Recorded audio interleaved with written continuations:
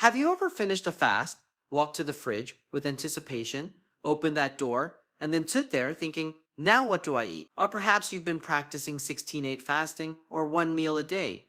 Watch the scale drop beautifully at first, then suddenly hit a wall while the weight just stopped coming off, even though you're still fasting religiously. Maybe you're brand new to this whole fasting journey and there's one massive question keeping you up at night. You're thinking, sure, I can handle skipping food for several hours. That part actually seems doable. But when my eating window finally opens, I have absolutely no idea what to put on my plate. If any of this sounds familiar, I want you to know something important.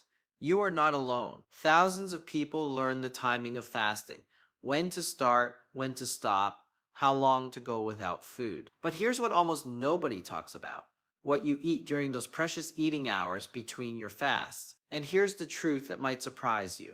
That part, what you choose to eat, is just as critical to your success as the fasting itself.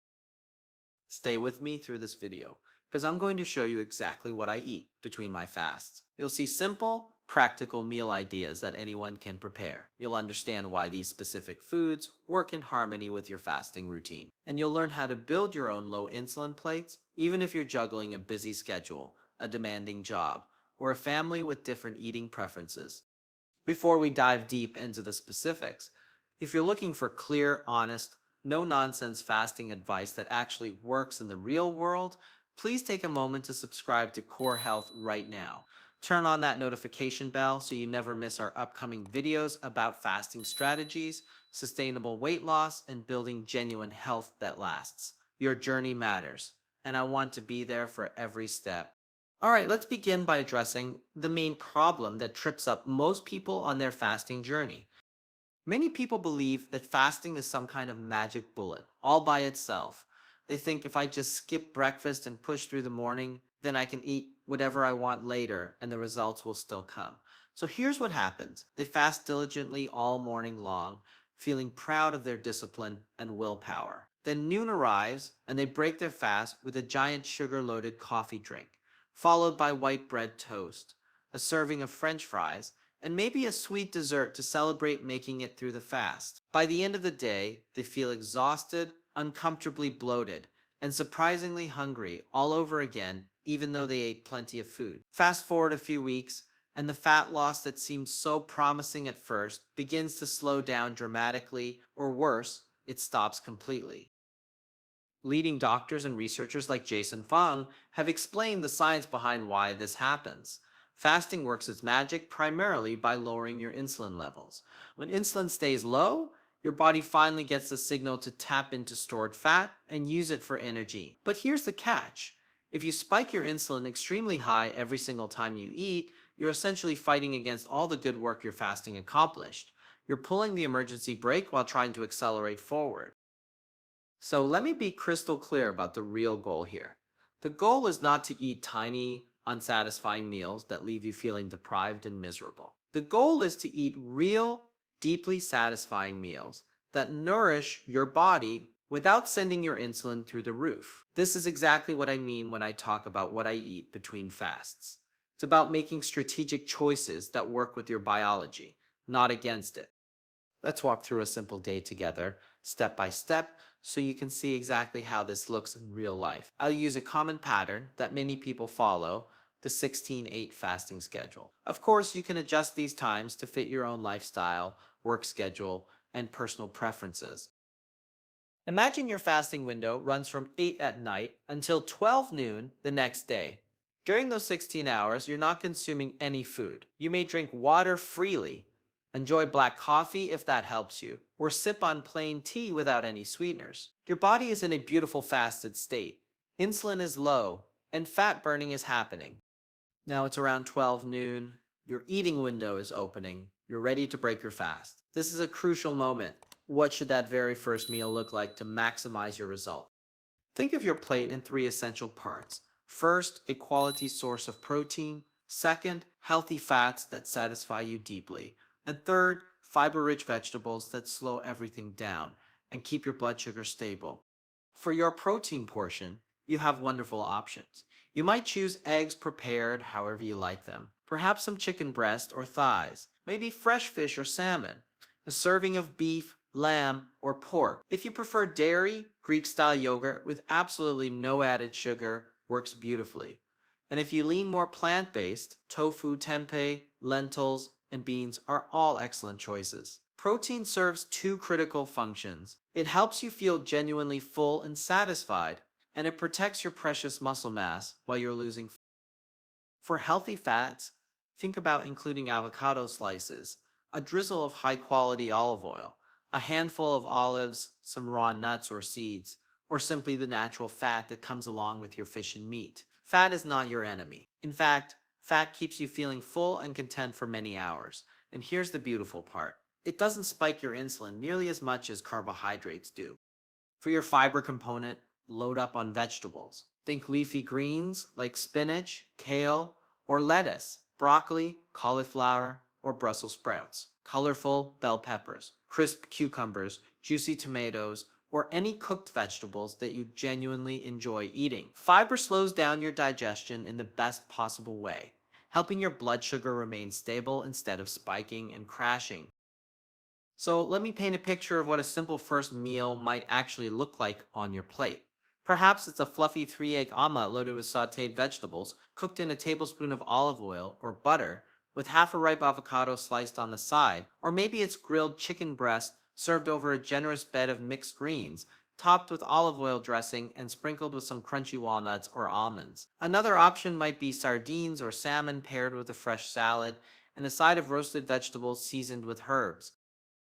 Now, just as important as what I do eat, let me tell you what I deliberately avoid for that critical first meal. I stay away from fruit juice, which is basically concentrated sugar water. I skip the white bread and bagels. I don't reach for sugary breakfast cereals that come in a box. I avoid pastries, muffins, and donuts. And I definitely skip the sweet coffee drinks loaded with syrups and whipped cream.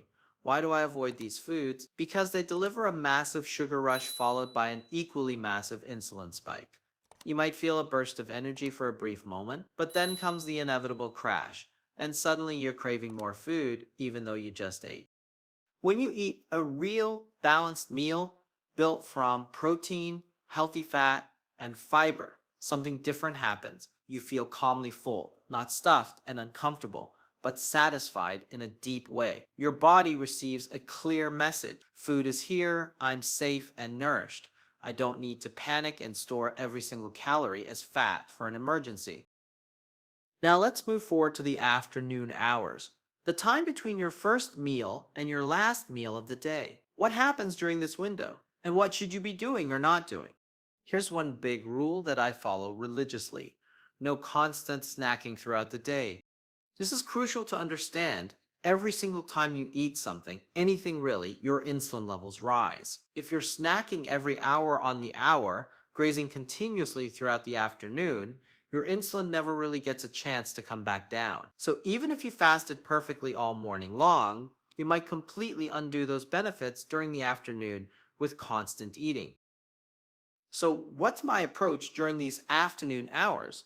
After my first meal, I drink plenty of water to stay hydrated.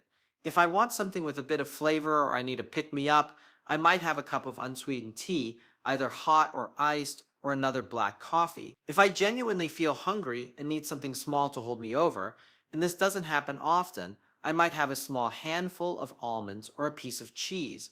But I make a conscious effort not to make this a regular habit.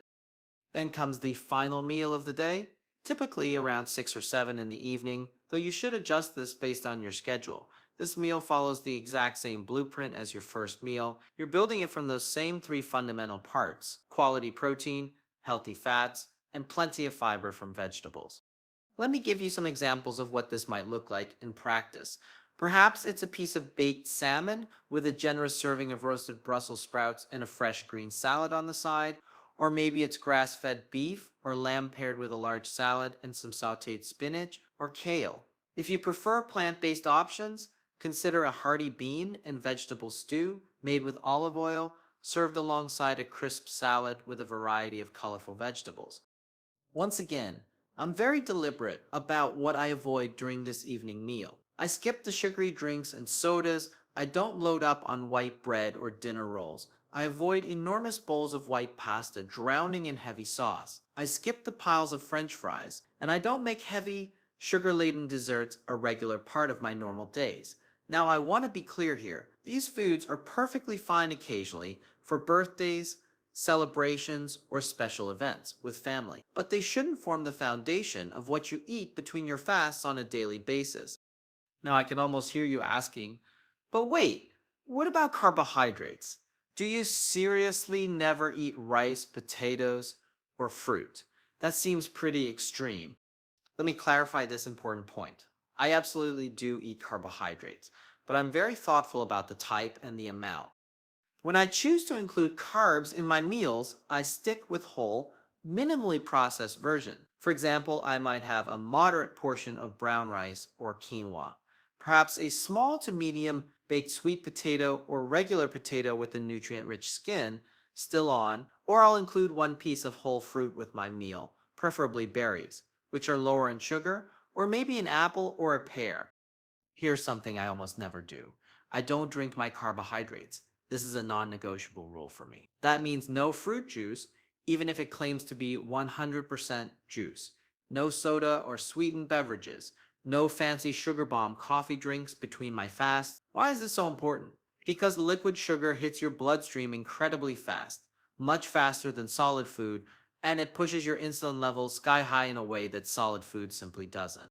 By this point, you can probably see a clear pattern emerging. Between my fasts, I focus on eating satisfying meals that are rich in protein from quality sources, healthy fats that keep me full, plenty of colorful vegetables, and when I do include carbs, I keep them whole and in reasonable portions. I avoid the trap of constant snacking, and I completely avoid drinking my calories in the form of liquid sugar. Let me pause right here for an important moment. If this video is helping you finally understand what to eat alongside your fasting routine, if you're finding real value in this information, please take just 2 seconds to subscribe to Core Health right now. Click that like button to help more people discover this content. And please share this video with a friend, family member, or coworker who's always asking, what on earth should I eat when I'm not fasting? Your support genuinely helps this channel grow and reach more people who need this information. All right, now let's tackle some common real-world situations that people face. What if you follow a plant-based diet or you're vegetarian? Can these same principles still work for you? Absolutely, yes. The fundamental rules remain exactly the same. You still want to build your meals around protein, healthy fats, and fiber-rich foods. Your protein sources might include firm tofu or tempeh, which are both excellent. Lentils in any variety, red, green, or black. Beans of all types, black beans, kidney beans, chickpeas, white beans. If you eat eggs, they're a fantastic protein source. Or Greek-style yogurt without any added sugar if you consume dairy. Your healthy fats come from extra virgin olive oil, creamy avocado, raw nuts and seeds like almonds, walnuts, chia seeds, or flax seeds, or perhaps coconut oil or coconut milk for cooking. Your fiber, just like everyone else, comes primarily from vegetables of all kinds, and you can also include some whole grains in moderate amounts. A simple plant-based meal between fasts might look like this: a large, colorful salad topped with mixed beans for protein, half an avocado for healthy fat, and a homemade dressing made from olive oil, lemon juice, and herbs. Or perhaps a tofu stir-fry loaded with vegetables like broccoli, peppers, and bok choy, cooked in coconut oil and served with a small side portion of brown rice or quinoa. Another common question: what if you have a family and kids at home who don't eat the same way you do? Do you need to become a short order cook and prepare a completely different meal? No, absolutely not. You don't need to cook two entirely separate dinners every night. That's not sustainable for anyone. Often, you can prepare one base meal and make small, simple adjustments for different family members. For example, let's say you're making chicken, roasted vegetables, and rice for dinner.